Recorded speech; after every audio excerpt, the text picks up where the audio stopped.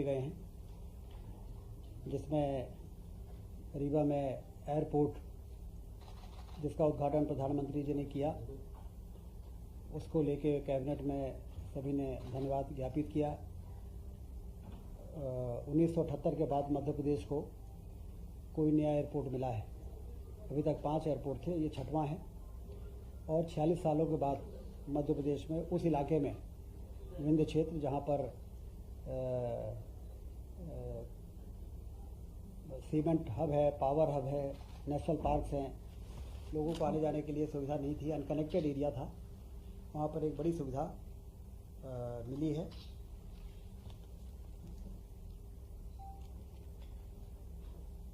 मध्य प्रदेश में प्रशासनिक इकाई पुनर्गठन आयोग की कार्रवाई, जैसा कि आप सबको जानकारी है,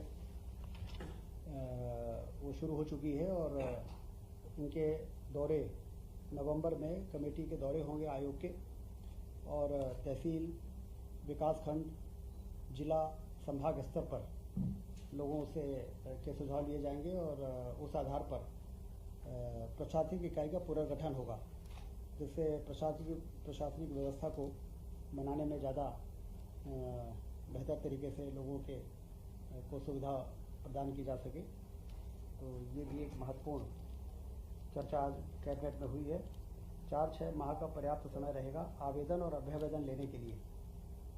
इन 4-6 महीनों में सारे पूरे प्रदेश का एक फीडबैक आयोग के पास आ जाएगा कि कौन से ज़िले में कौन सा इलाका ऐसा है जो दूरस्थ है और नज़दीकी कौन से ज़िले में उसको पुनर्गठन करके शामिल किया जा सकता है या हटाया जा सकता है।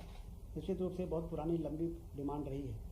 इसके लिए मुख्यमंत्री जी ने जो पुनर्गठन आयोग का गठन किया है, प्रशासनिक इकाई बनाई है, वो आने वाले दिनों में उसके काम शुरू होने वाले हैं।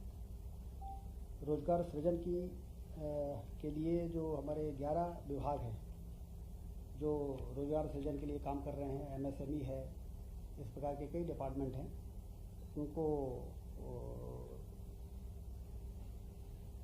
अगले 4 साल के लिए कार्य योजना बनाने के लिए उनको निर्देश दिया गया है कि 4 सालों में वो कितने रोजगार के अवसर तैयार कर सकते हैं, जहाँ पर लोगों को ट्रेन किया जा सके अकॉर्डिंगली और उनको वहाँ पर प्लेसमेंट कराया जा सके।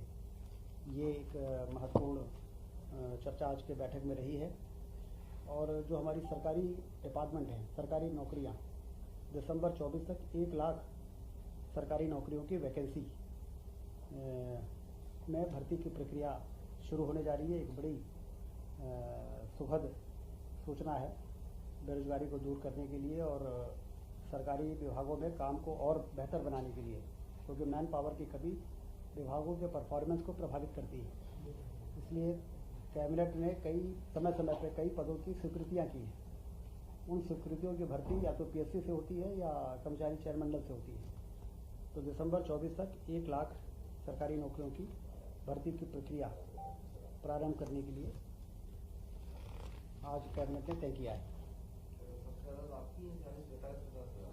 हाँ, आज भी एक हमारे हेल्थ डिपार्टमेंट में 7,900 पदों की स्वीकृति हुई है। 454 स्वास्थ्य उन केंद्रों पे जिसका उन्नयन या नए अस्पताल की स्थापना 2023 में की गई, जिसमें जिला अस्पताल भी हैं, सामुदायिक स्वास्थ्य केंद्र भी हैं, प्राथमिक स्वास्थ्य केंद्र भी हैं।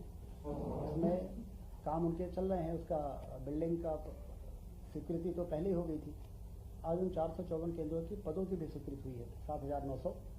उसकी भी भर्ती की प्रक्रिया तेज़ी से शुरू होगी और ये सब मिला के जितने डिपार्टमेंट्स हैं उनमें 1 लाख पदों की भर्ती की प्रक्रिया PSC और कर्मचारी चयन मंडल में शुरू कर दी है। ये वो नए स्वास्थ्य केंद्र हैं जो उन्नयन के रूप में नए हैं, या 3 जो हमारे नए जिले बने थे उस समय, उसके नए जिला अस्पताल हैं। तो उनके भवन के निर्माण किसी का 50% हो गया है, किसी का 60% हो गया है। 100% उनके भवन के निर्माण पूरा होने तक वहाँ पर लगने वाला जो भी मानव संसाधन है वो उपलब्ध रहे, इसकी भर्ती की प्रक्रिया हम शुरू करने जा रहे हैं। रीवा में कल रीजनल इंडस्ट्रियल समिट हो रही है। जैसा कि मुख्यमंत्री जी का एक बहुत ही अच्छा निर्णय रहा है कि हम संभागीय मुख्यालयों में रीजनल इंडस्ट्रियल समिट करेंगे और वहाँ पर जो उत्सुक लोग हैं उनको वहाँ बुलाएंगे और वहाँ के पोटेंशियल के बारे में उनको वहीं पर चर्चा होगी। कहाँ पर मिनरल डिपॉजिट है, कहाँ पर फूड पार्क लगाया जा सकता है, कहाँ टेक्सटाइल पार्क लगाने की संभावना है, कहाँ जहाँ फार्मास्यूटिकल सेक्टर में काम हो सकता है।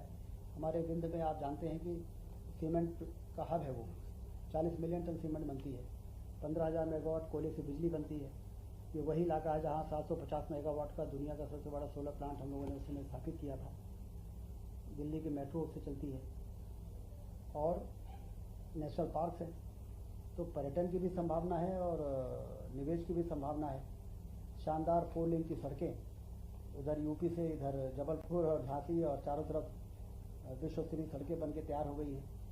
रेलवे लाइन का काम सीधी से सिंगरौली का युद्ध स्तर पर चल रहा है और उसके साथ ही साथ एयरपोर्ट भी बन गया है। तो निवेश के लिए जो जरूरी इंफ्रास्ट्रक्चर है वो विंध्य क्षेत्र को अब प्राप्त हुआ है। जाके भारतीय जनता पार्टी की सरकार बनने के बाद एक के बाद एक पूरा रोबस्ट इंफ्रास्ट्रक्चर जिसको कहा जाता है, जो इन्वेस्टमेंट के लिए बहुत आवश्यक होता है, वो बन के तैयार हुआ है। और इसमें विशेषता ये है कि जो उड़ान स्कीम जो प्रधानमंत्री जी की है, जिसमें उड़ेगा देश का आम आदमी और हवाई चप्पल पहनने वाला भी हवाई जहाज में चल सकेगा। जब उन्होंने ये बात कही थी तो लोग सोचते थे कि कैसे संभव है, लेकिन रीवा के एयरपोर्ट से जो हवाई जहाज़ रीवा से भोपाल आएगा, आपको जान के आश्चर्य होगा, 999 रुपये में आएगा। AC 3 टायर का किराया है 927 रुपये और हवाई जहाज़ का किराया है 999 रुपये। AC 2 टायर का ज़्यादा है और AC फर्स्ट का ज़्यादा है, 1600 और 2000, और हवाई जहाज़ का कम है। तो मोदी जी ने जो कहा था कि हवाई चप्पल पहनने वाला भी हवाई जहाज़ में उड़ेगा, ऐसा हम उड़ान स्कीम लाए हैं, वो रीवा के एयरपोर्ट के उद्घाटन के साथ ही वो एक सपना साकार होने हो रहा है। तो रीजनल इन्वेस्टर समिट की अच्छी तैयारी है और कल मुख्यमंत्री जी वहाँ पधारेंगे और देश भर के इंडस्ट्रियलिस्ट आएंगे और वहाँ पर निवेश 4000 रजिस्ट्रेशन वहाँ हो चुके हैं, 4000 रजिस्ट्रेशन हो चुके हैं। और जो बड़े इंडस्ट्रियल ग्रुप हैं, रिलायंस, हिंडाल्को, पतंजलि और ये जो हमारे सीमेंट प्लांट के हैं, डालमिया ग्रुप से लेके सारे लोग वहाँ पर आ रहे हैं और उनकी जो भी अड़चने हैं वहाँ पे चर्चा होंगी और उनका समाधान निकलेगा और निवेश का रास्ता प्रशस्त होगा। सोयाबीन उपार्जन 25 अक्टूबर से शुरू हो चुका है और 3,44,000 किसानों ने पंजीयन कराया है। 4,892 रुपये प्रति क्विंटल की जो MSP की दर है, उससे पहली बार प्रदेश में खरीदी हो रही है। किसान बड़े उत्साह के साथ खरीदी केंद्रों में जा रहे हैं और अपना पंजीयन करा रहे हैं। हाँ, पंजीयन में काफ़ी उत्साह है। पंजीयन हो गया मतलब तैयारी है उनकी बिक्री और खरीदने की। इंडियन रोड कांग्रेस का आयोजन पिछले दिनों गडकरी जी आए थे और 7 रोड 9,369 करोड़ की स्वीकृत हो चुकी है। भोपाल से कानपुर वाया सागर बहुप्रतीक्षित मार्ग है, क्योंकि सागर जाते समय लोगों को लगता था कि चारों तरफ 4 लेन की सड़क बन गई है, भोपाल से सागर क्यों नहीं बनी। तो अब सागर से लेकर कानपुर तक, जिसमें सागर का बाईपास भी शामिल रहेगा, ये एक बड़ा काम मंजूर हुआ है। और उसके साथ ही 27 रोड ऐसी हैं जिसकी लागत है 20,403 करोड़ की, उसकी स्वीकृति भी प्रदान की जा रही है। माइनिंग कॉन्क्लेव भी हुआ भोपाल में 17-18 अक्टूबर को राष्ट्रीय कॉन्क्लेव का आयोजन हुआ है। इसमें भी काफ़ी अच्छा रिस्पांस रहा है और 11 औद्योगिक घरानों ने 19,000 करोड़ से अधिक के निवेश के प्रस्ताव प्राप्त हुए। इसकी भी चर्चा हुई है आज की कैबिनेट में। दीपावली पर्व के कारण माह अक्टूबर का वेतन 28 अक्टूबर को विक्रम होगा, जिससे कि दीपावली में उनको सुविधा रहे। सभी निगम मंडलों में भी 28 अक्टूबर को वेतन वितरण किया जाएगा। गोवर्धन पूजा, जैसा कि डॉक्टर मोहन यादव जी की नेतृत्व में मध्य प्रदेश की सरकार ने सभी जो हमारे धर्म और ये पर्व और त्यौहार हैं, उसमें सरकार भी सहभागी होकर और बढ़ चढ़ के हिस्सा लेके लोगों के उत्साह के साथ उसमें शामिल हो रही है। तो चाहे रक्षाबंधन का पर्व रहा हो, चाहे वो शस्त्र पूजन का रहा हो, उसी प्रकार से गोवर्धन पूजा जो दिवाली के दूसरे दिन होती है, तो ये निर्देश हुआ है कि सभी जनप्रतिनिधि मंत्री, सांसद, विधायक अपने ज़िलों की गौशाला जो शासन ने बना के तैयार की है वहाँ पर जाकर गौवर्धन पूजा में शामिल होंगे।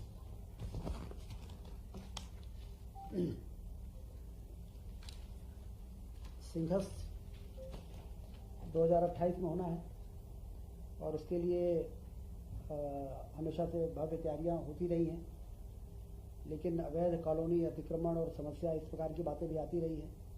इसलिए मुख्यमंत्री जी ने ये फैसला किया है, कैबिनेट ने उसको अनुमोदन किया है कि हम वहाँ पर प्लॉटिंग करेंगे और रोड और नाली ये डेवलपमेंट अथॉरिटी बनाएगी और कम से कम 5 बीघा ज़मीन हम उन अखाड़ों को या महामंडलेश्वर का जो संस्थाएं हैं उनको हम 5 बीघा ज़मीन देंगे, जिसमें कि निर्माण वो 1 बीघा में ही कर पाएंगे। बाकी ओपन एरिया रहेगा जहाँ पर यज्ञ होगा, हवन होगा, प्रवचन होंगे। तो एक सिस्टमेटिक तरीके से भविष्य में सिंहस्थ का आयोजन होता रहेगा और बार बार हमें इंफ्रास्ट्रक्चर बनाना नहीं पड़ेगा और ये भी शिकायत नहीं आएगी कि कहीं अतिक्रमण हो गया है या कहीं पर अतिक्रमण के नाम पर हम लोगों को हटाने की कोशिश करें।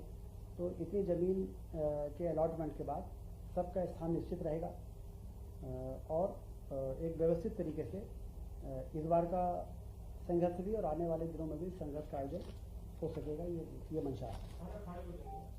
हाँ, सभी अखाड़े जो जिनके भी आवेदन आते हैं किसी को भी सभी को एडजस्ट किया जाएगा। 5 बीघा प्रति अखाड़ा, 5 बीघा प्रति अखाड़ा, 5 बीघा प्रति अखाड़ा। हाँ, और उसमें 1 बीघा में वो निर्माण करेंगे, पूरे में निर्माण कर लेंगे तो फिर रोड में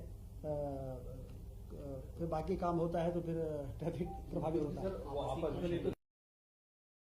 ये इसमें विशेष है कि आवासीय और कमर्शियल एक्टिविटी उन प्लॉट में नहीं कर पाएंगे, वो प्रतिबंधित रहेगा। आवासीय और कमर्शियल सिर्फ धार्मिक कार्यक्रम जो समय समय पर पर्वों के त्यौहार आते हैं उसमें वो कर सकेंगे। आज एक और बहुत ही महत्वपूर्ण निर्णय हुआ है। प्रदेश के 12,670 जो मिनी आंगनबाड़ी केंद्र थे उनका उन्नयन हुआ है पूर्ण आंगनबाड़ी केंद्रों में। तो जो मिनी आंगनबाड़ी केंद्र होते हैं वहाँ पर सहायिका का पद नहीं होता, एक आंगनबाड़ी कार्यकर्ता का होता था।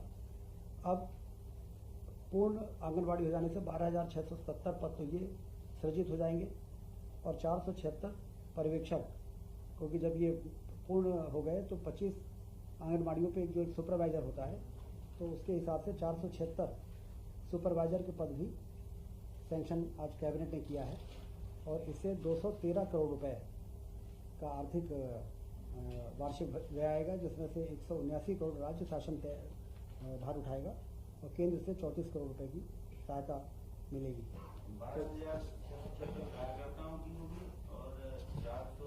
12,670 तो कार्यकर्ता मिनी आंगनबाड़ी केंद्रों में भी होते थे लेकिन सहायिका नहीं होते थे। तो अब ये पूर्ण हो गया तो सहायिका का पद वो सहायिका का मिल गया और पूर्ण आंगनबाड़ी केंद्रों में 476 पद हमें सुपरवाइजर के भी मिल गए। तो कुल मिला के ये इसमें 213 करोड़ रुपए खर्च होंगे, जिसको कैबिनेट ने आज मोहर लगा दी है और इससे जो कार्यक्रम होते हैं आंगनबाड़ी केंद्रों में उसको काफ़ी मदद मिलेगी। स्कीम फॉर केयर, जो पास्को 18 साल से कम उम्र की बालिकाओं के साथ जो दुराचार हो जाता है उसके कारण वो प्रेग्नेंट भी हो जाती हैं और फिर उनको काफ़ी परेशानी का सामना करना पड़ता है। तो हर ज़िले में 10 लाख रुपए देने का निर्णय आज हुआ है और उसमें आइडेंटिफिकेशन के बाद उनको जो भी सहायता के नॉर्म्स हैं उनको मदद दी जाएगी। तो एक बहुत ही संवेदनशील मुद्दे पे आज कैबिनेट ने अपना फैसला किया है।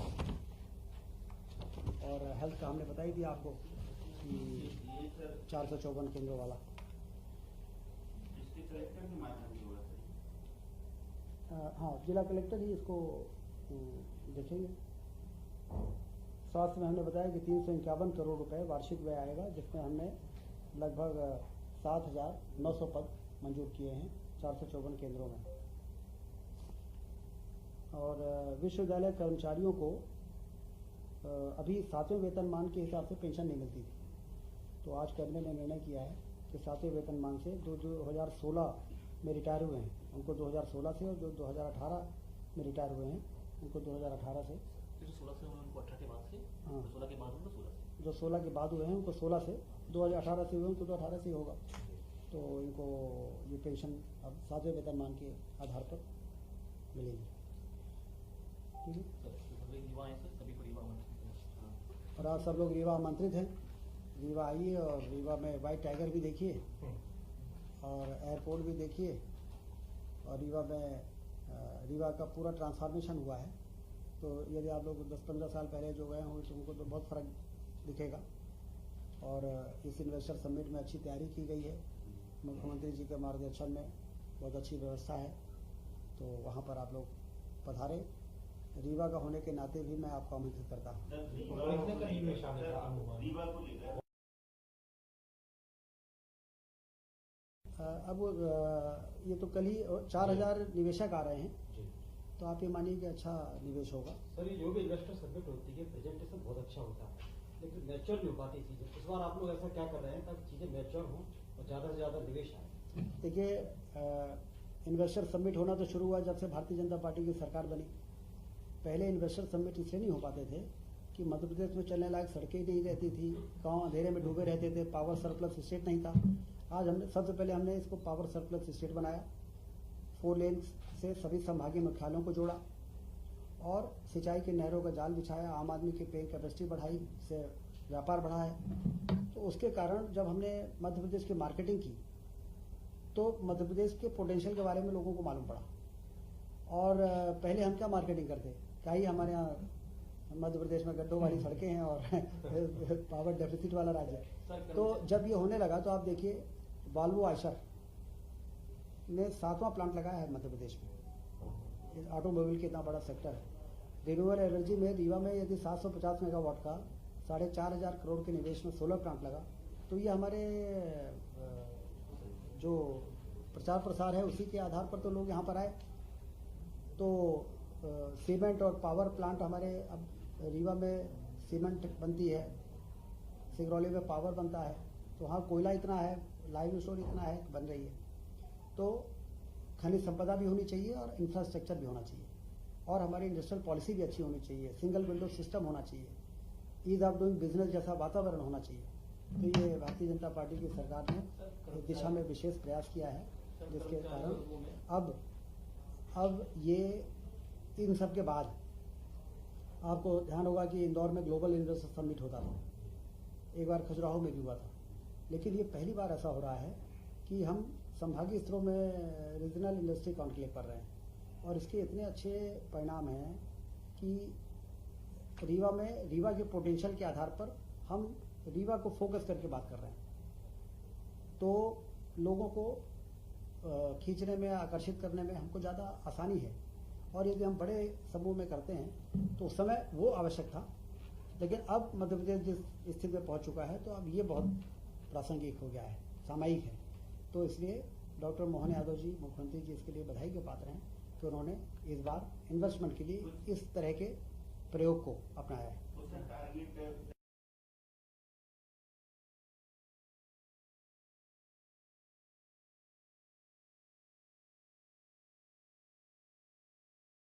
इंडस्ट्री लगाएंगे, सरकार क्यों उनको इस प्रकार के आयोजन करती है? क्योंकि हमें बेरोजगारी दूर करने के लिए अपने नौजवानों को वहाँ पर रोजगार के अवसर तैयार करना है।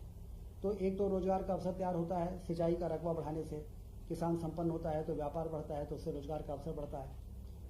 और दूसरा, पर्यटन की क्रांति हो जाए, टूरिज्म इतना बढ़ जाए। अब दुनिया में बहुत से ऐसे देश हैं जहाँ पर एक सुई नहीं बनती है निर्माण के नाम, मैन्युफैक्चरिंग के नाम पर, लेकिन उनकी अर्थव्यवस्था बहुत अच्छी है।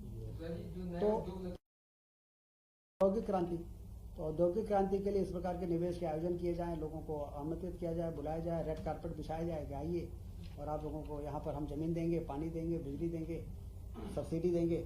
अब हमारे क्यों, इसके पीछे उद्देश्य यही है कि जब वो इंडस्ट्री लगाएंगे तो रोजगार के अवसर तैयार होंगे तो हमारे यहाँ के लोगों को रोजगार मिलेगा।